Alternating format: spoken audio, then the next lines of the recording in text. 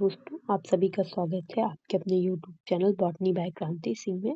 आज के लेक्चर में हम लोग बीएससी फर्स्ट पेपर फर्स्ट जिसका नाम है अप्लाइड बॉटनी, जिसमें हम लोग यूनिट 5 के लास्ट लेक्चर, ये हमारा जो पेपर फर्स्ट है इसके बाद कंप्लीट हो जाएगा। इसमें हम लोग महत्वपूर्ण प्रश्न और एमसीक्यू के बारे में डिस्कस करेंगे। ये लेक्चर 7 है और इसका पीडीएफ फॉर नोट हमारे टेलीग्राम चैनल में अवेलेबल रहता है, जिसकी लिंक डिस्क्रिप्शन बॉक्स में दे रखी है।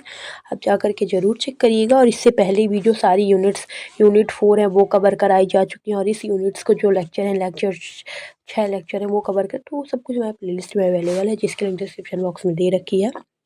आप जा करके ज़रूर चेक करिएगा। तो चलिए कुछ महत्वपूर्ण प्रश्न और एमसीक्यू के बारे में अध्ययन कर लेते हैं।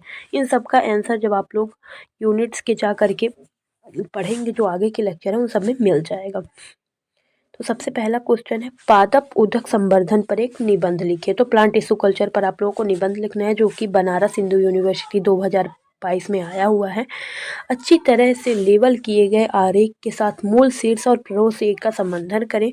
जैव सूचना विज्ञान और उसके सॉफ्टवेयर पर एक वर्णनात्मक टिप्पणी लिखें। और डीएनए पुनः संयोजक डीएनए रिकॉम्बिनेंट डीएनए तकनीकी पर निबंध लिखें। ये सारे कुछ दीर्घोत्तरीय प्रश्न। फिर लघुत्तरीय प्रश्न आ जाते हैं कि जैव सूचना विज्ञान सॉफ्टवेयर लिखिए, डीएनए पुनः संयोजक तकनीक लिखिए, पादप ऊतक संवर्धन के लिए महत्वपूर्ण संबंधी आवश्यकताएं, पादप ऊतक संवर्धन के महत्व, पादप कोशिका संवर्धन के घटक।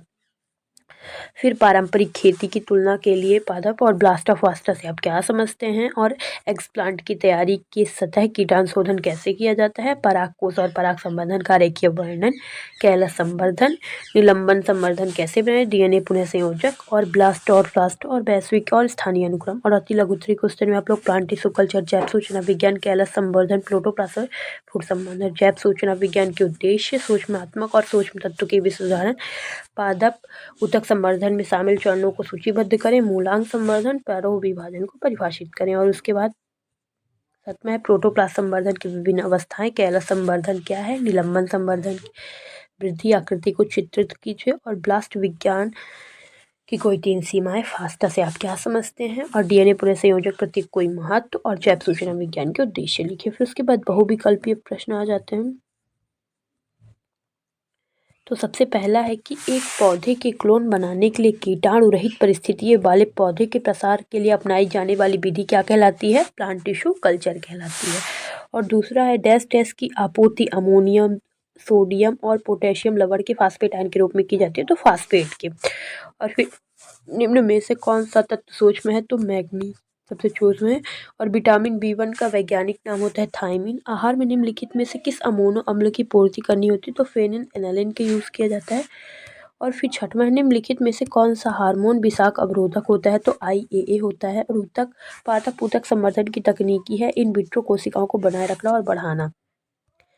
फिर निम्नलिखित में से कौन सा पौधा का हिस्सा वायरस से आक्रमण है, तो विभाज्य ऊतकीय। टिटोपोटेंसी में संवर्धित के संवर्धन फूल की कोशिका अंग को। फिर पुनः संयोजक डीएनए तकनीकी 1968 में द्वारा प्रतिबंधित एंजाइम की खोज के साथ उभरी थी, स्विस माइक्रोबियलिस्ट वर्नन ऑवर द्वारा। फिर 11वां क्वेश्चन है, निम्नलिखित में से कौन सा ऊतक संवर्धन का उपयोग नहीं है, तो भ्रूण बचाव नहीं है।